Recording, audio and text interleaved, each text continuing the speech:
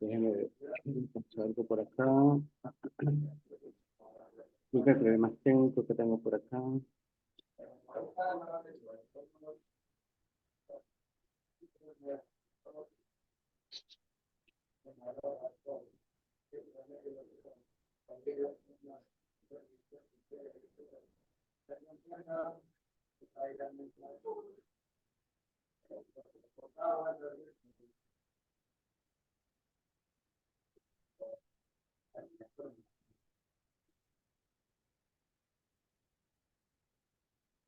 Bien, amados hermanos, pues llegamos ahora al capítulo, si continuamos en el capítulo 1, llegamos al versículo 26, al versículo 38, y lo que encontramos en esta porción de lo que Lucas que está escribiendo a Teófilo, no olvidemos que es el receptor de manera primaria los escritos contenidos en el Evangelio según Lucas, pa- viene a hablarnos ahora de lo que sería la promesa del nacimiento de Jesús.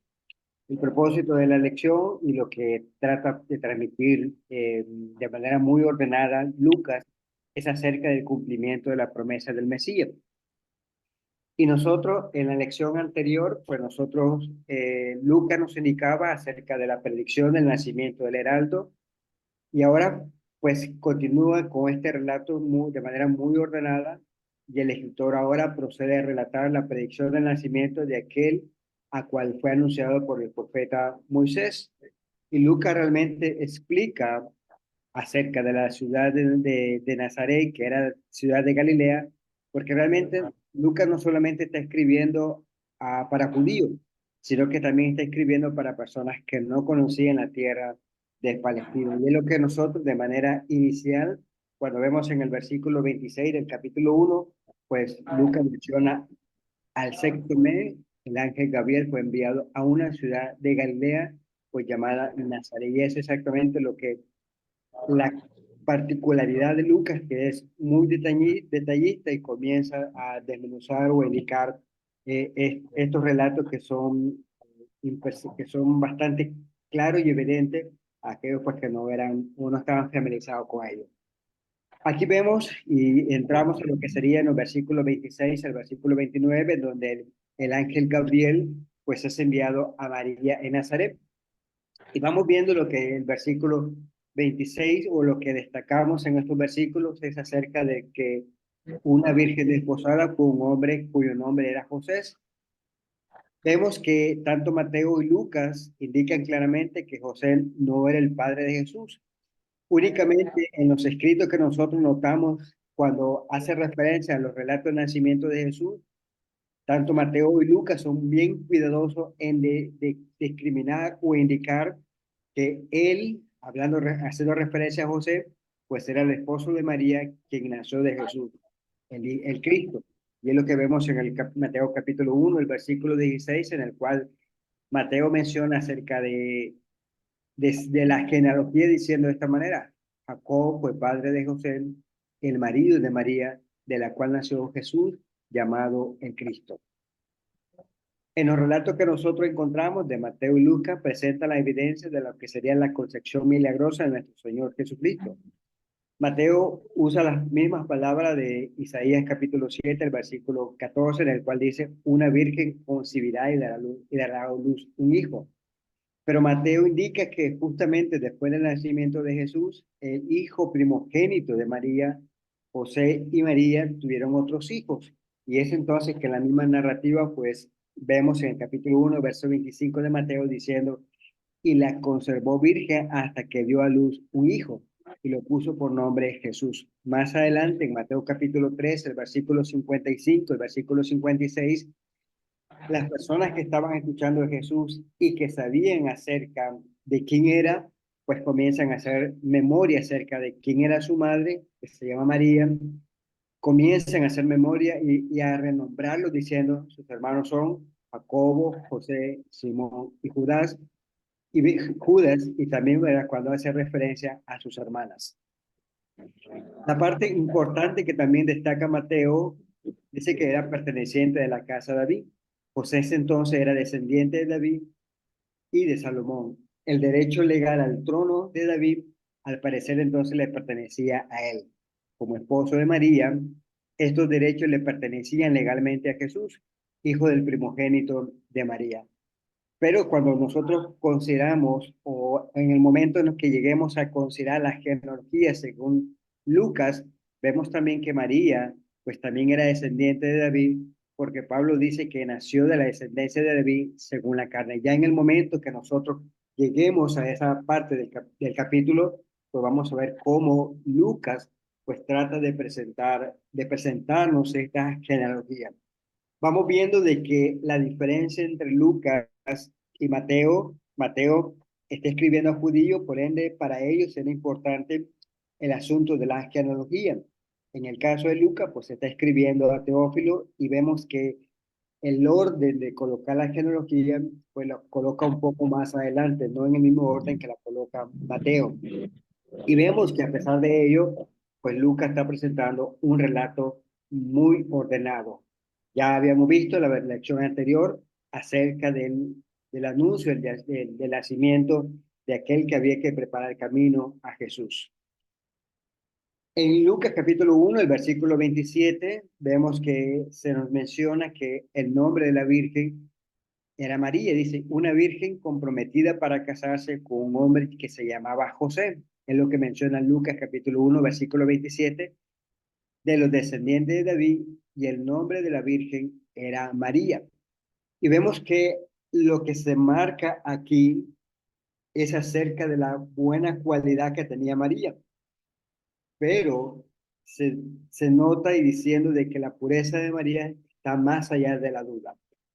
Sin embargo, la ausencia de pecado de Jesús no dependía básicamente de la pureza de su madre, sino del hecho de que ha sido tentado en todo como nosotros, pero sin pecado. Es algo en el cual tiene que ver o marcar muy bien esta diferencia. Vemos también en el mismo anuncio, en la misma eh, encuentro con María, el ángel Gabriel, y vemos como miramos en el versículo 28 diciendo, entrando el ángel le dijo, salve muy favorecida, el Señor está contigo, bendita eres tú entre las mujeres. Ahora, el verso 29 dice, ella se turbó mucho por estas palabras y se preguntaba qué clase de saludo sería este.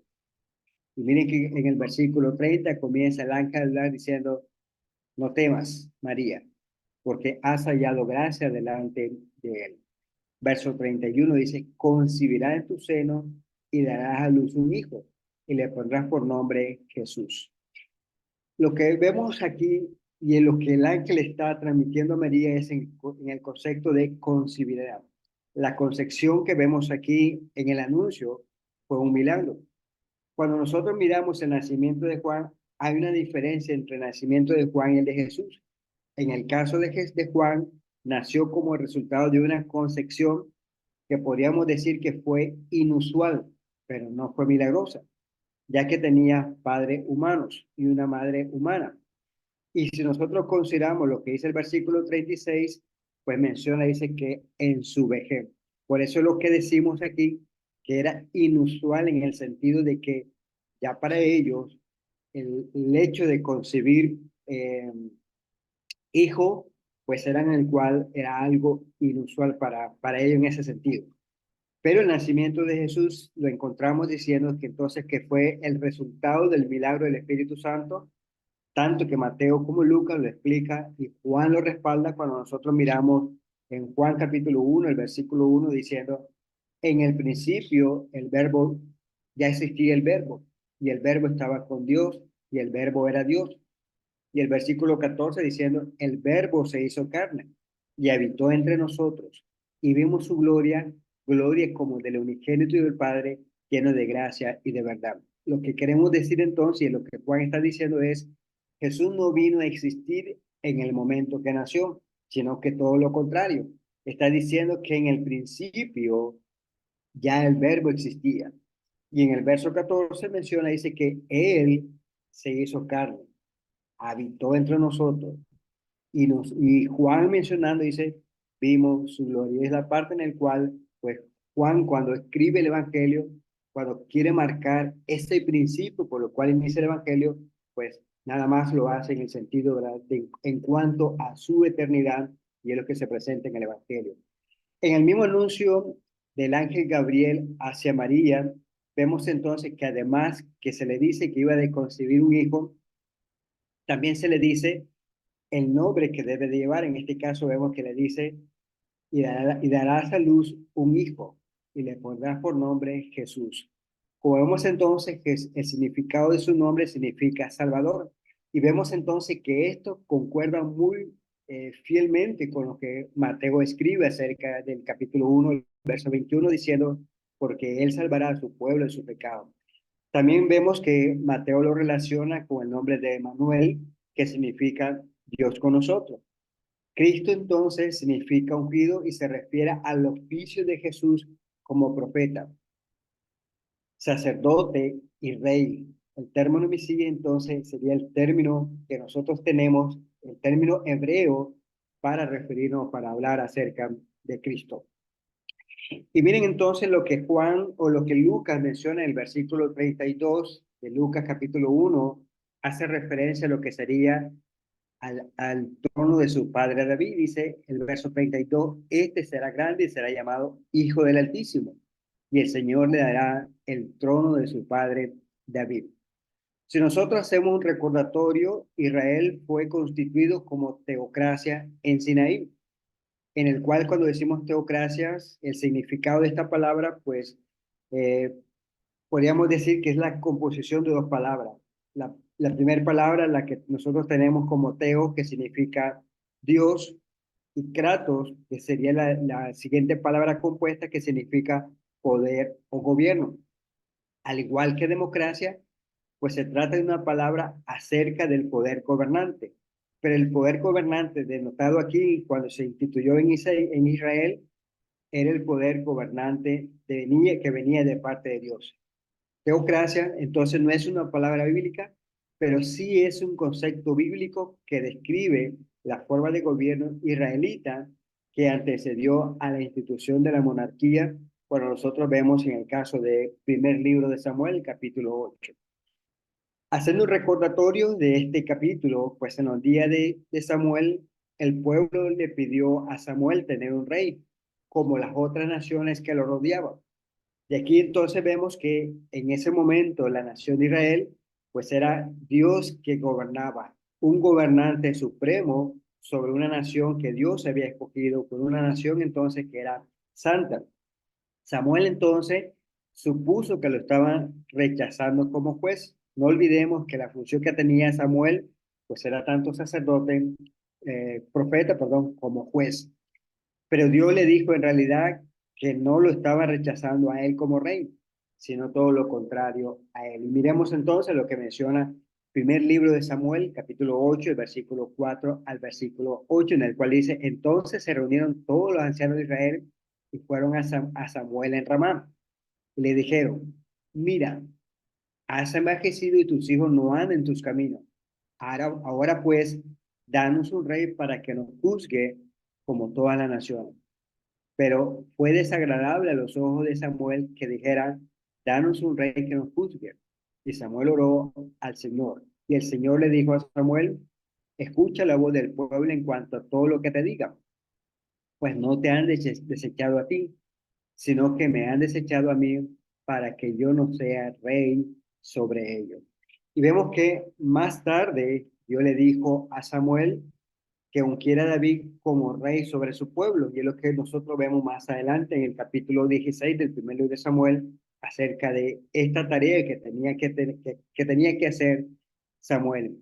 Luego, Dios le prometió a David que uno de sus descendientes reinaría en su trono para siempre. Y es lo que nosotros vemos en Salmos capítulo 89, el versículo 3 y el versículo 4, en el cual menciona, yo he hecho mi pacto con mi escogido. He jurado a David mi siervo. Estableceré tu descendencia para siempre. Edificaré tu trono por todas las generaciones. Y vemos que en el curso de los acontecimientos, en el desarrollo del reinado de Israel, comenzando de David luego siguió Salomón, que sucedió a su padre, y lo que vemos entonces más en el texto del primer libro de Reyes, capítulo 2, el versículo 12, se afirma en este versículo que Salomón se sentó en el trono de su padre David. Pero cuando nosotros lo comparamos con el primer libro de Crónicas, capítulo 29, el versículo 23, describe lo mismo, pero afirma que Salomón se sentó en el trono del Señor en lugar de David, su padre. En otras palabras, el trono de David entonces era en realidad el trono del Señor. Por lo tanto, entonces, cuando nosotros conectamos la idea, cuando el ángel le dice a María que el Señor le daría a Jesús el trono de su padre David, realmente se refería al trono de Dios. Y vemos entonces que de manera muy ferviente, el apóstol Pedro en el día de Pentecostés, pues declara entonces esa misma promesa que Dios le dio a David, en la cual se había cumplido en Jesucristo, en el cual a través de la resurrección y la ascensión de Jesucristo, pues él mismo está a la diestra de Dios en el trono de la gracia. Por lo cual entonces cuando nosotros consideramos Hechos capítulo 12, el verso 30 y el versículo 31 dice, pero siendo profeta y sabiendo que Dios le había jurado sentar a uno de sus descendientes en su trono, miró hacia el futuro y habló de la resurrección de Jesucristo. Ni fue abandonado en el Hades, ni su carne sufrió corrupción. Verso 32 y la parte en la cual se destaca y se hace conexión con lo que encontramos en Lucas 1:32 diciendo, a este Jesús resucitó Dios, de lo cual todos nosotros somos testigos. Verso 33, así que exaltado a la diestra de Dios y habiendo recibido del Padre la promesa del Espíritu Santo, ha derramado esto que ustedes ven y oyen.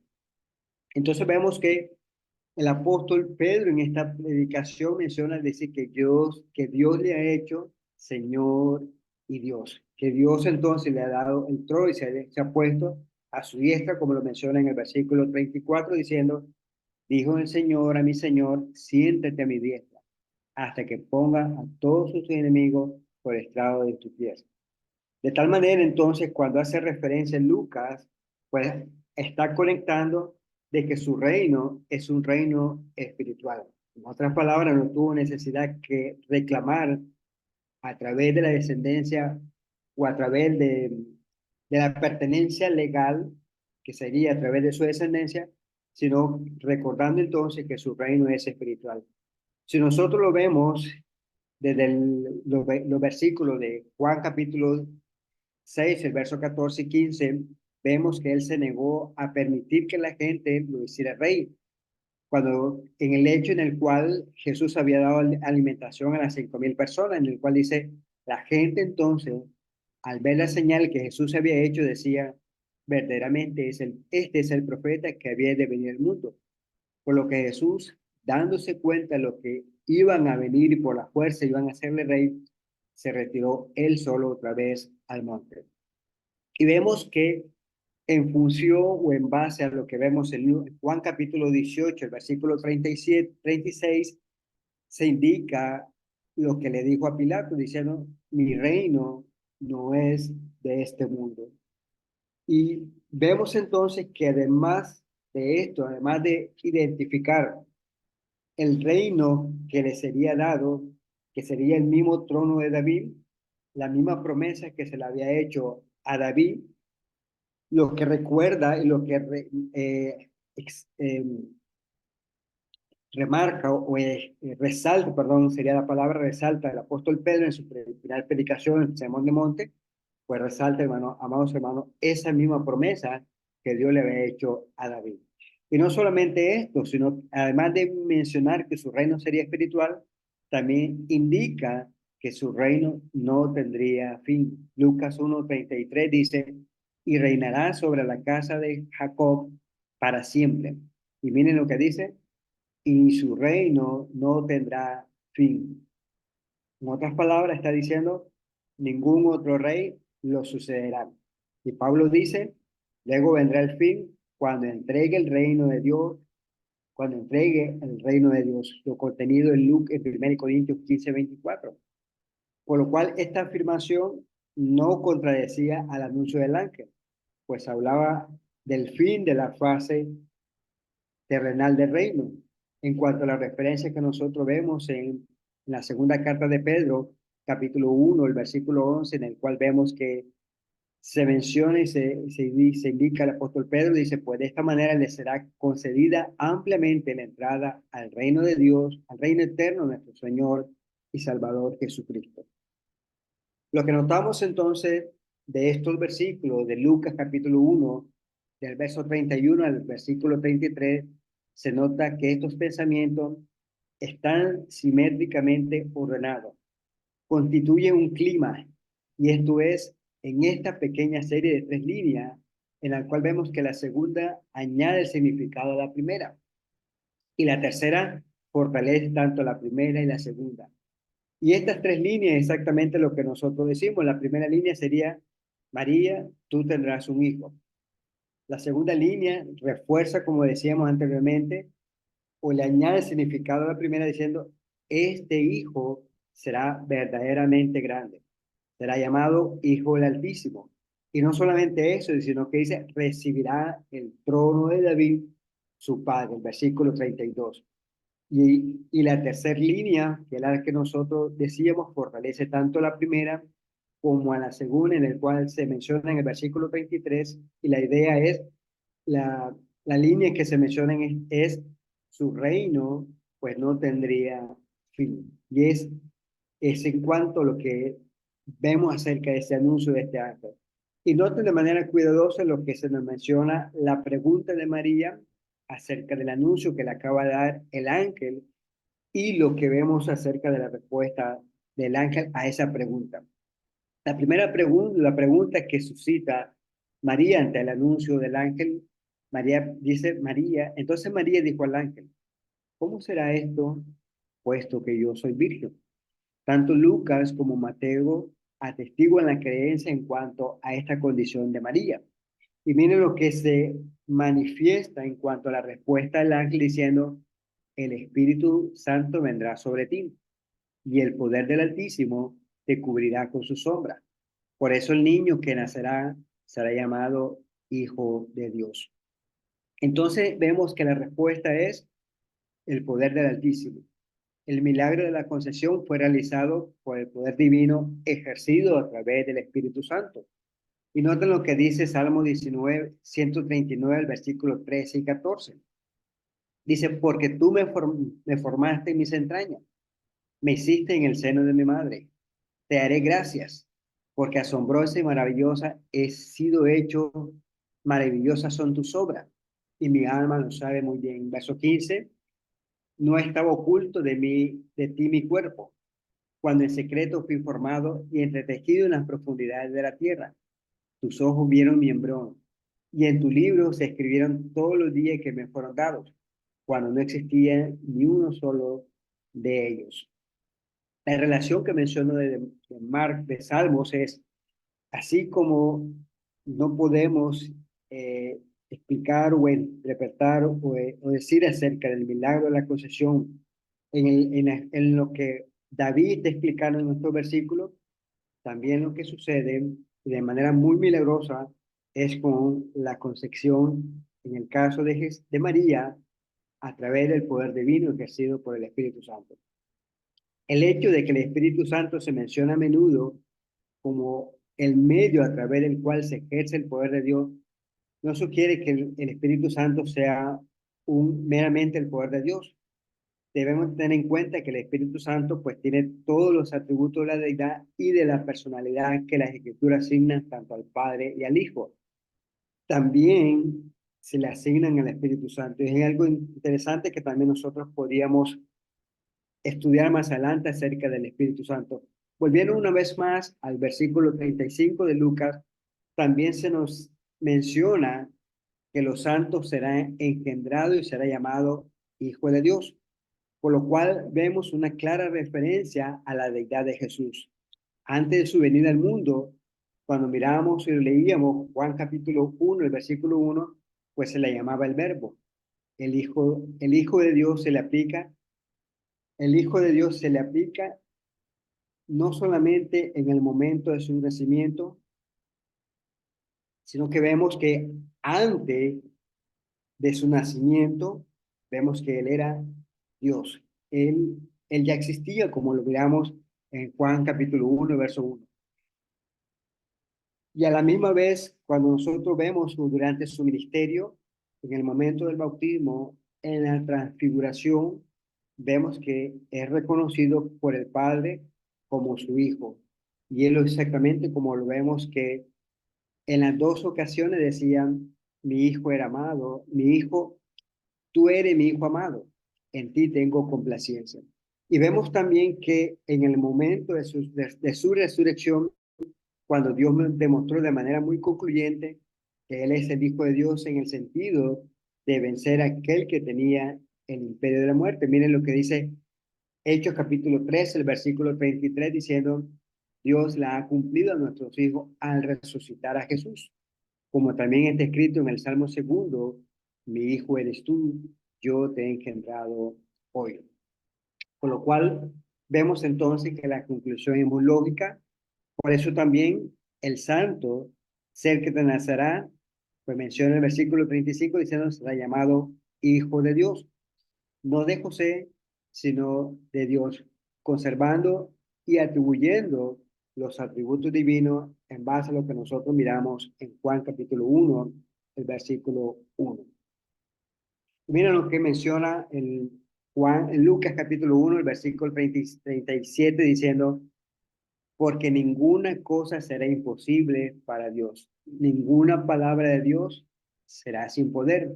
Por lo cual Dios demostró que su palabra sobre el nacimiento y la resurrección de Jesús era verdadera.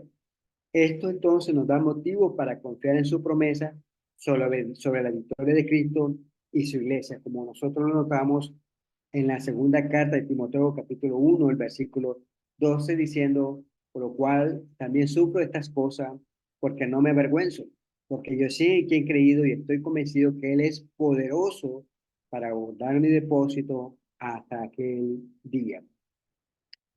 Apocalipsis 11:15 menciona, dice, el reino del mundo ha venido a ser el reino de Dios, el reino de nuestro Señor y de Jesucristo. Él reinará por los siglos de los siglos.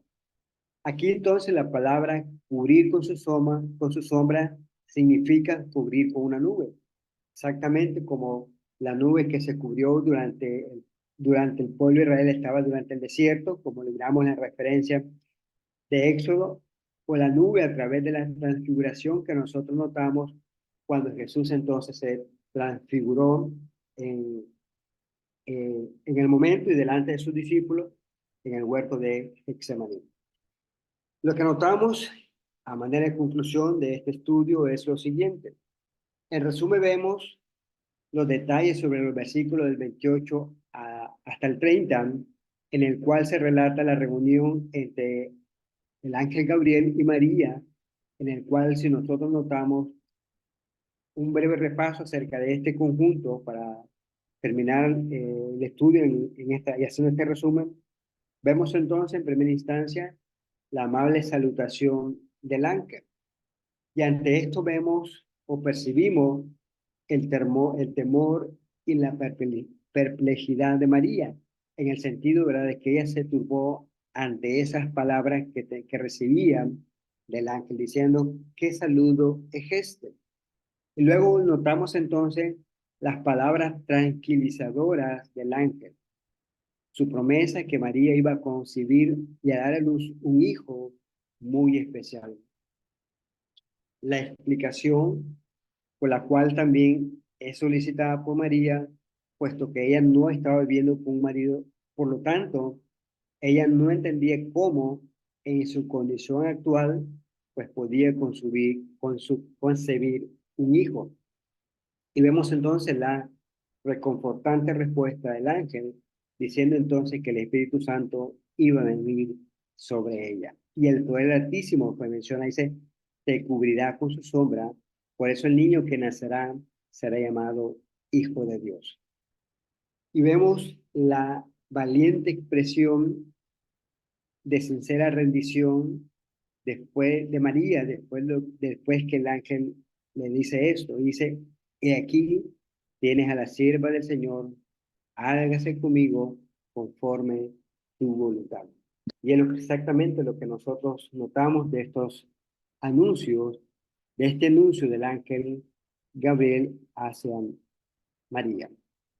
Muchas gracias, amados hermanos, por su momento en el cual hemos estudiado acerca de este anuncio, agradeciendo de verdad su fina atención y sabiendo, amados hermanos, que hay, hay mucho que hablar acerca de ello, pero me fue necesario preparar esto para poderlo compartir con ustedes. Luego en los anuncios o en los comentarios finales, si hay algo que podemos corregir, algo que podemos explicar, en algo que pudo haberme expresado de mala manera, pues es el momento en el cual se pueda dar la debida corrección, si así es por el caso. El Señor entonces les bendiga y les guarde.